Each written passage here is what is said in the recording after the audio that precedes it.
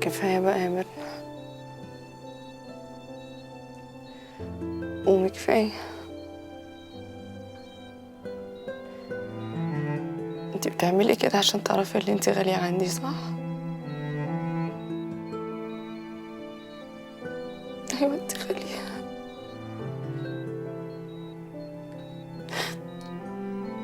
انا ما كنتش قصدي اضايقك، وبعدين انا عمري ما حبيت عبد الله، ولا عمري كنت قصدي اني اضايقك. طب قومي وانا هتغير، والله ما هضايقك تاني.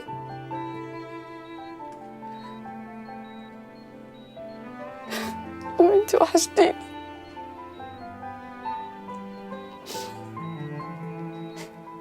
عاجبك كده؟ مش انت عارفة ان انا لوحدي؟ طب ايه، عايزة تمشي وتسيبيني؟ طب بصي خلاص، انا هتغير ومش هعمل حاجة تضايقك تاني. امي، عمرو طلع بيحبك. عبد الله مش فاكر حاجة، انا محتاجالك.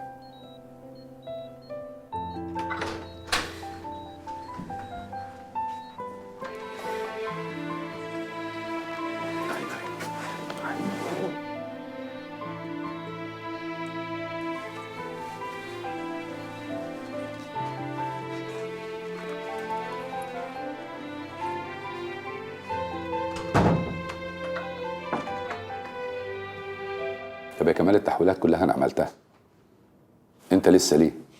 ايه المشكلة يا جهاز؟ المشكله ان في بينا مواعيد علشان الشغل يبدا. ياه، يعني هي واقفة على فلوس انا؟ اكيد. هو انت عندك مشكله في التمويل ولا حاجه؟ جهاد، اوعى تنسى انا كمال الورداني. ايه المشكلة اللي هتبقى عندي في التمويل؟ امال ايه اللي مأخرك لغايه دلوقتي؟ وهتكون لسه بتفكر. يعني ايه لسه بفكر؟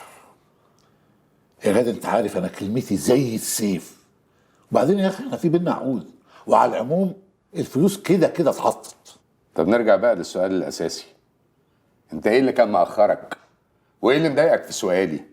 اسمع يا جهاد، الفلوس كلها هتتحول النهارده. لما تقعد، انت وقفت ليه؟ اسلوبك مش عاجبني يا اخي في الكلام. انا ما غلطتش على فكره، ولو على الاسلوب اللي مش عاجبك، انت من ساعه ما جيت وقعدت قدامي وانت قالب وشك وبتتكلم بطريقه حاده. انت اللي اسلوبك وطريقتك مش عاجبني. انا اقلب وشي زي ما انا عاوز يا اخي، افرض في حاجه مضايقاني. بقول لك ايه يا جاد بيه، لو اسلوبي مش عاجبك احنا على البر نفضها سيره. عن اذنك.